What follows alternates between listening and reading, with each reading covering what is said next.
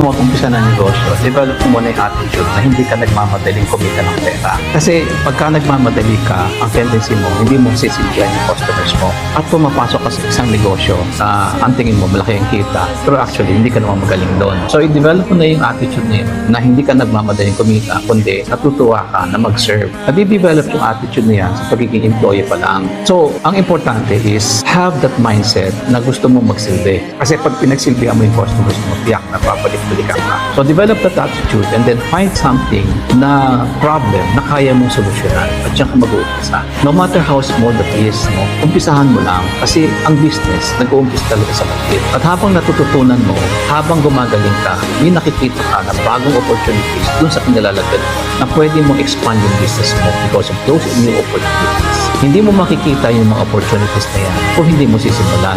So ang unang-unang gagawin mo is develop that attitude of being a